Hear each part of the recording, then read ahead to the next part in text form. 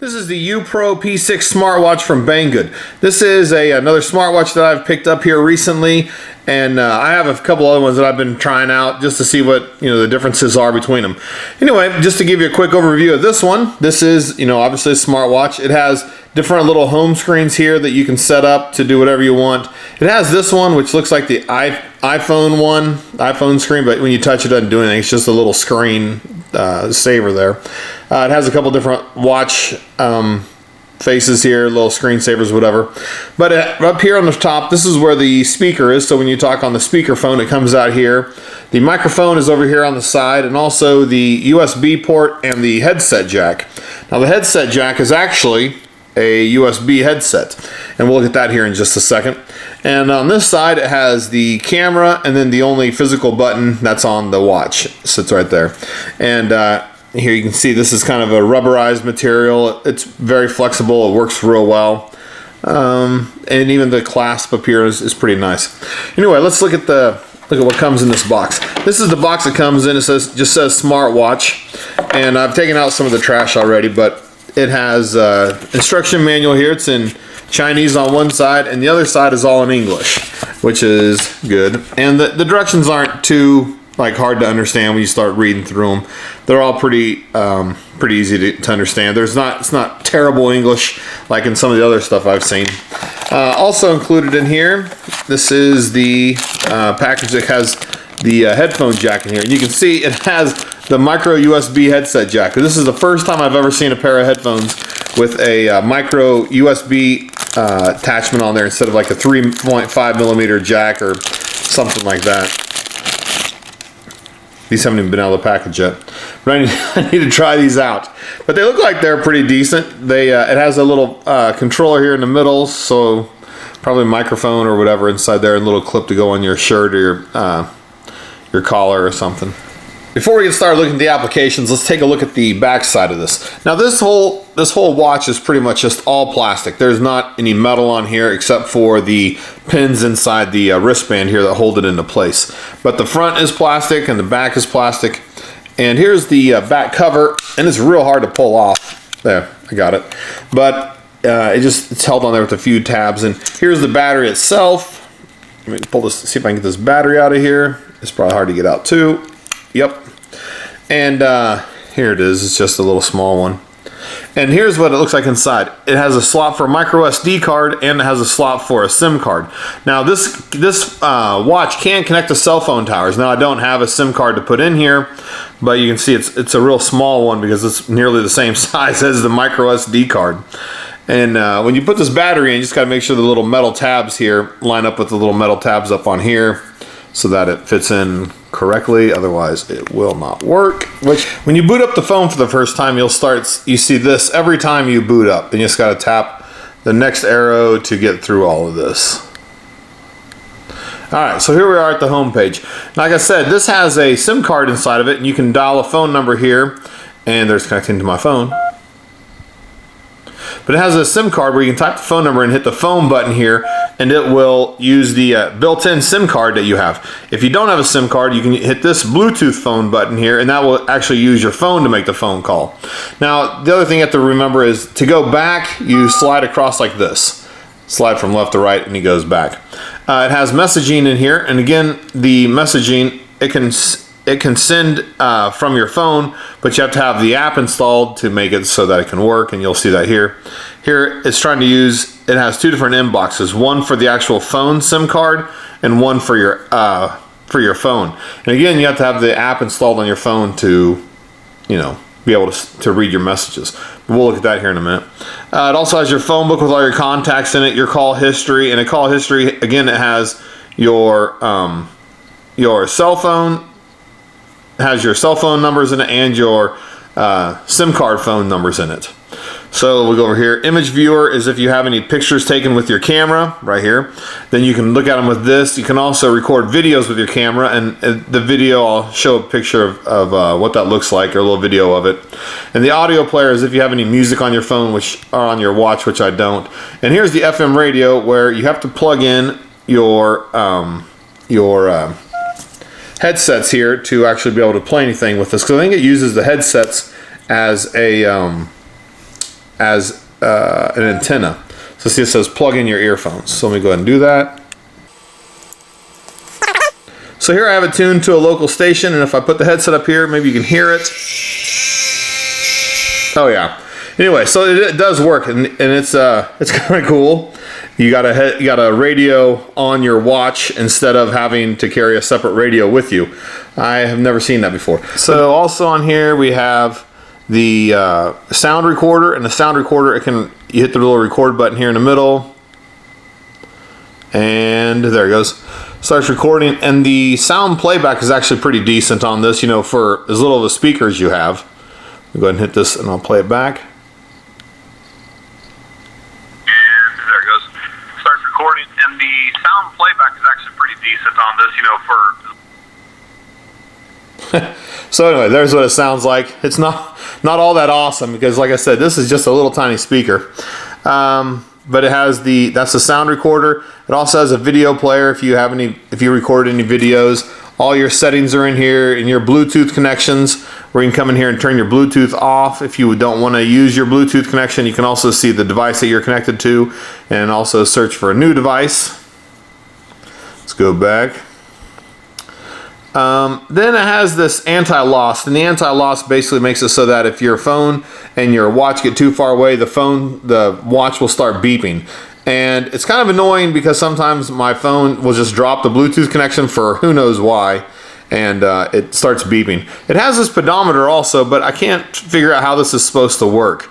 It has all these steps and stuff in here like it's supposed to, but it doesn't ever record any of my steps, and I don't really know how you're supposed to get it to do that. But we'll look here at the settings. See, it has switch, and see, I have it set to on, but it doesn't record any steps, and even if I shake it like this, it still doesn't get any steps. So I don't know how that's supposed to work. It also has this personal thing in here where you can put up all this information about yourself if you want, and again, I'm not really sure what that's actually achieving, but it has a Find Phone where it can, you know, make your phone ring. A sleep monitor. This is supposed to monitor your sleep, but the funny thing is, with this, you can have the sleep monitor on, or you can have the pedometer on, but you can't have both of them on at the same time, which I don't really understand because I don't think anybody would remember to switch it back and forth every morning and every evening. But it also has a stopwatch, and again, you know, it's just a normal stopwatch. It starts counting your time, stop, and you know, it can do laps also. So there's your first lap, second, third, fourth. Then when you stop it, you can come over here to the little menu button, and you get records. Yeah, there they are. Your lap 1, lap 2, lap 3. Although it doesn't say a lap out here. When you can touch them, they get bigger. Okay, that's great. And like I said, remember, you always slide from left to right to go back. So back out here on this screen, we'll keep going over. Here's also where you can set alarms. And there's like 5 alarms in here that you can set, and you can, when you turn them on, you can tell it to be on, and you can tell it once, and you can also set up, oops, not that one. You can set up to, you know, for your repeating one time every day, or a custom. If we go to custom, you can tell which day of the week you want it to actually have the alarm on, which is kind of nice for weekly events. You can also tell if you want to do vibration and ring, or just ring only, or vibrate only. For the alarms. Anyway, all right. Anyway, moving on. There's also the file manager. The file manager lets you see how much space is left on your phone. And here's my card, and it has 3.6 gig out of 3.6 gig free. The phone has 1.2 meg total and 1.1 meg free. I think you can also come in here and you can browse this. Yeah, so you can come in here and you can see the different photos that you've taken and you saved on your card. And you can also see the different videos that you've taken with your camera, if I can get the right one. Where am I going? There it is. Videos. So here's the playback on this video. Play. You can see the quality on this is not spectacular. But again, it is coming off this little tiny phone, this little tiny camera on the side of the phone here. So you kind of get it. I mean, you kind of get what you get, I guess, with that. Let's go back. Oh, and look, back doesn't work here. You have to hit the actual back button. Right? right there. All right, so anyway, that's the file manager. There's also a location where but you have to have a SIM card for a lot of this stuff. Calculator, of course, works like this, and that's what it looks like. It works fine. What else I think is amazing is it was near impossible to get these, for me to hit these buttons because I got these huge fingers. And I remember my old Windows CE phone. You'd try to hit 3, and you would never get the 3 right. You'd get like 2 and 5, 6 and 5, and you'd never get the 3. And when you did, it was just like amazing because it was so inaccurate. But this thing is actually really accurate for me, even with big fingers. Then it also has a browser, but again, these have to have a SIM card in them, and whatever this is too, I don't know, but you have to have a SIM card for it. So anyway, also here, this is the front page, and it has these 3 icons down here. Now on my other watch, this is just a picture. They don't actually do anything. But on here, they actually pull up like they're supposed to. And like you can type in this and you hit the phone button and it says emergency number only. So it's because I don't have a SIM card. But you can hit this button and it's going to try to talk to my phone and my phone book, and this is the internal SIM card phone book, which there aren't any contacts. Let's see. So anyway, that's all it is for apps. So a little bit more detail about the sound recorder. Well, once you have the sound recorded, you can go to the info button and list all the recordings that you have. And they show up here, there's only one right now. But what's kind of neat is you can touch and hold this down, and it has a deal here where you can say send, and you can say send via Bluetooth to your phone. And what will happen is when you do that, your phone will pop up a message and you have to accept it, and it will download the sound file onto your phone. Let's see if I can do this. There it goes. Send. So here it pops up and says from the P6 the file name. So I go ahead and hit accept, and it starts downloading it to my phone. There, the file's been received. Now you can have that sound file on your phone, and since it's there, you can come over here, long touch this again, and go down to delete and say, oops, not back. Yes, no files. Okay, so the file is gone now. And you can record, several of them, probably until you run out of memory. Now, when you do take pictures, none of the stuff actually saves on your phone. It saves it onto the micro SD card, which is really nice.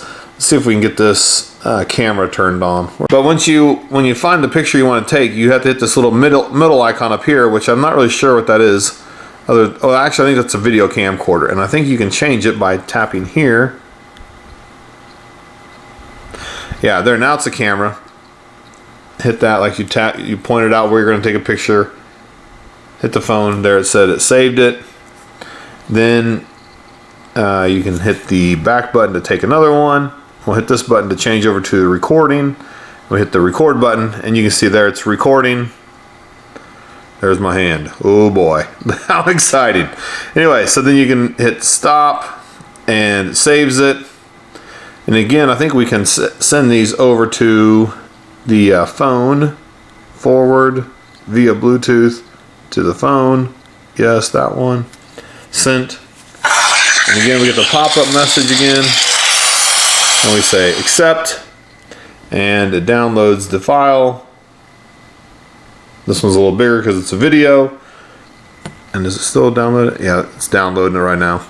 So anyway, you can send the video files to your phone, and it's real easy to do that. There's nothing too complicated about that part. This watch didn't set the time automatically from my Bluetooth phone.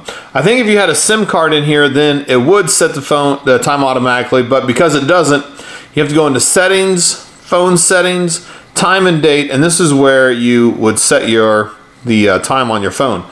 And you come in here and set all this the way you want. Now, it has this feature in here, set format, where you can set the date format you want along with the date separator. But for some reason, it doesn't like it. It doesn't listen to what you tell it to do, because you can see it out here. Like here it says 1 month, 1 day, Wednesday. There's no year in here or anything. So even though you can set that parameter, I don't know where you're actually using it.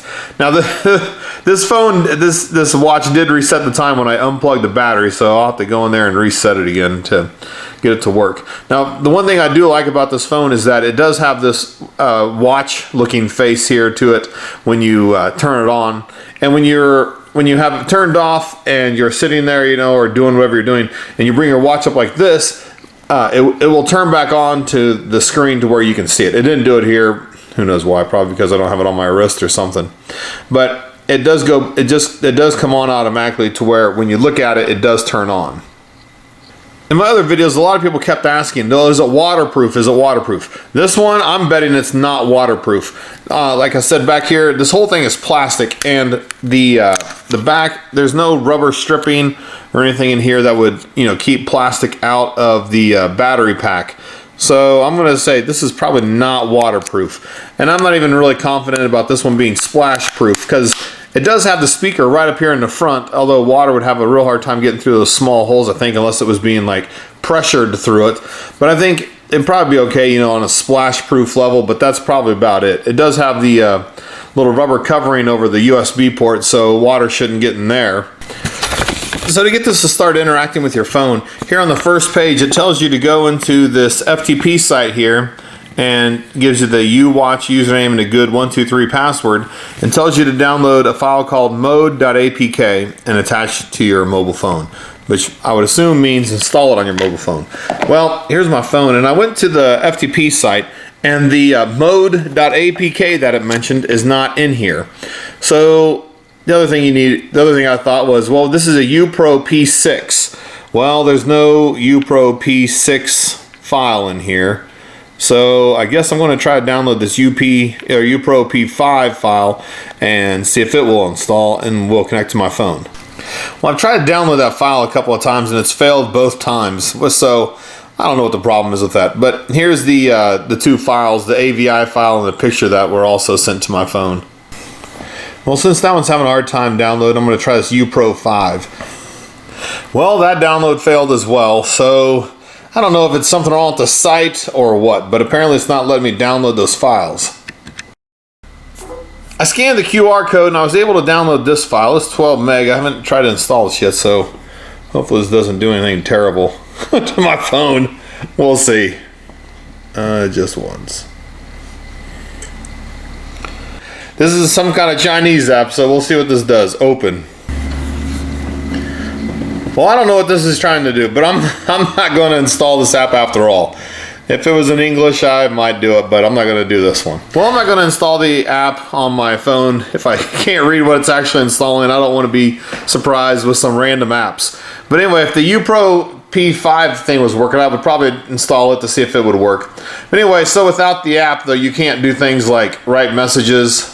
You can't read your phone messages, but if you had a SIM card in here, then you could probably read it just fine because, you know, then it wouldn't require an app to be installed. Anyway, this has just been a little overview of the Upro P6 watch from Banggood. If you have any questions about it, feel free to leave them in the comments. I'll try to help you out as best I can, and as always, thanks for watching.